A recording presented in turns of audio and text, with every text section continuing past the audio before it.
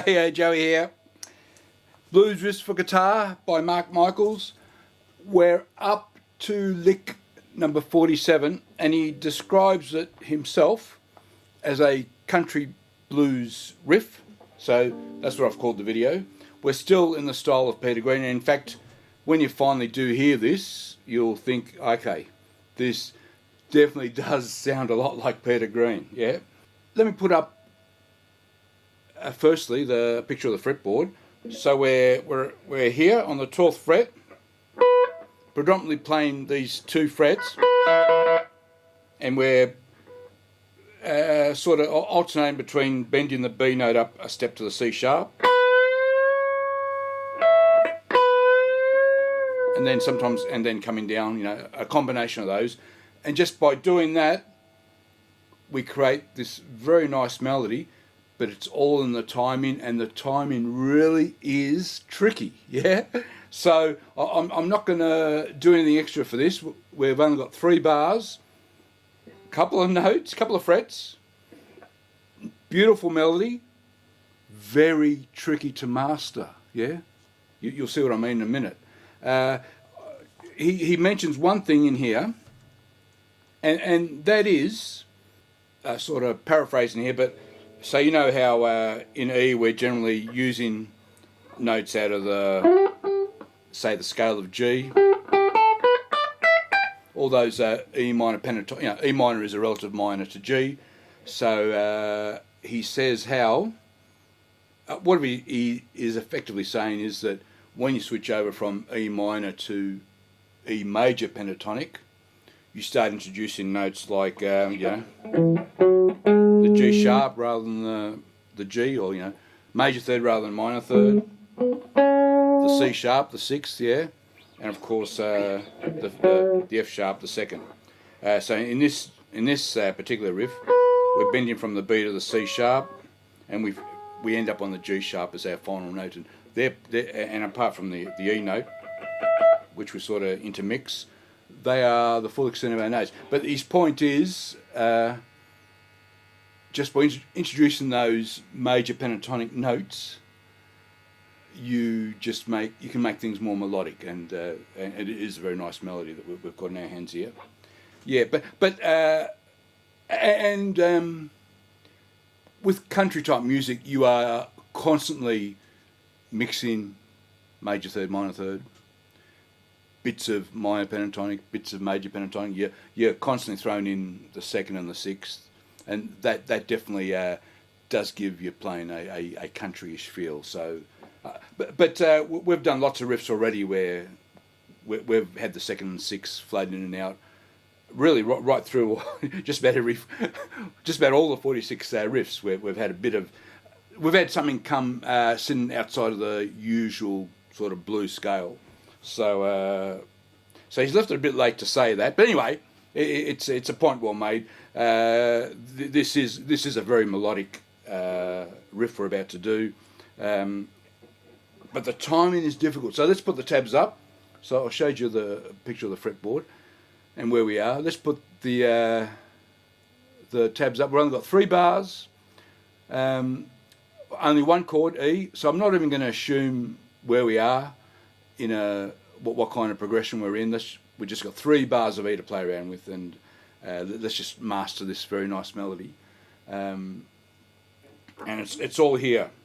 It's 12th fret, bend the B to the C sharp as our first note,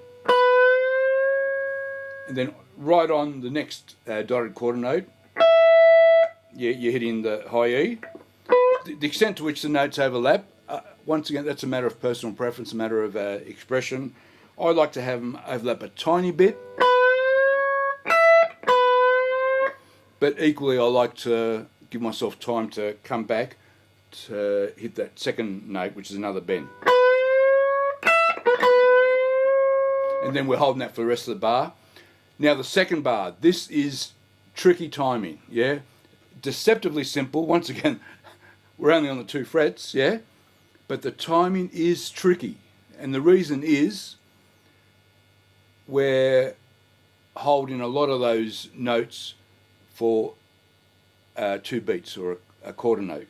but a quarter note in 12/8 time is a tricky beast to count, especially when they're following each other. So what you're effectively doing is, if you view the 12/8 time like a series of triplets, as I often do, as soon as you get to these quarter note duration of notes, you're effectively now going from a triplet per beat to 2/3 of a beat. Yeah. So it's at this point we have. Yeah, it's a matter of personal preference, but I found it helped me to think about the clicks. So in the backing track, you would have heard at the start, I've got a heavily emphasised hi-hat going all the way through, 12 clicks, 12 hi-hat hits per bar, 3 bars. And I'm trying to focus on those quarter notes taking up 2 hi-hat beats, or what I call 2 clicks. Yeah, that's the way I sort of counted it out and worked it out. Now, once you get used to it, you sort of play it by feel.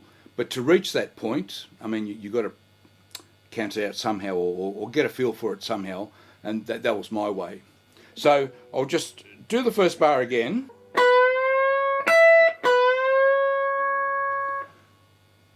Rest for 2 clicks. I'm going slow here. Then 1, 2, and then so the next 5 things that happen, they're all counts of 2, if you're counting per click. 1, 2, 3, 1, 2, 3.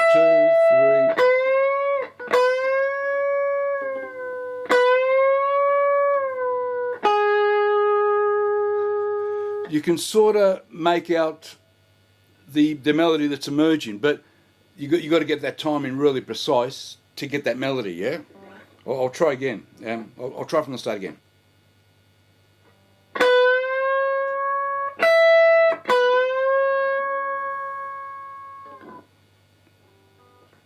One, two.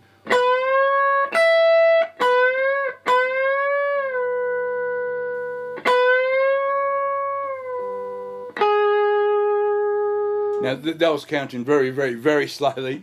I had a lot of trouble with this, and you'll hear it in my track where I've tried to double track it, the guitar, and both guitars are a tiny bit out with each other, and that is because I found it really hard to count and time this. And you can see already going ultra slow just how much difficulty I'm having. But once again, it's that middle bar, and you're trying to time 2 clicks for every event. Because if you look carefully, there are 6 sets of 2 clicks there, counting the quarter note rest. So you're resting for 2 clicks.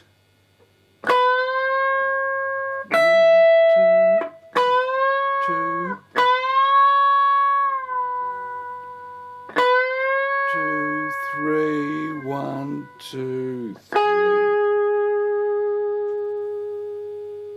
And much played a tiny bit faster than that, but we're only going at, I've done this at ultimately at 83 beats per minute, which isn't too bad.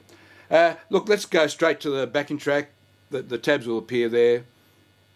Have a go playing along with me. You know, if you're capable of getting this up very quickly, then you're a much better guitarist than me. But I promise you, for most of us mere mortals, this timing is very, very hard to get a handle of. But it's a quintessential Peter Green lick, this. I'm sure you'll agree. It's got all the hallmarks of Peter Green. Anyway, have a go at it. All right, thanks for watching. See you later. Bye-bye.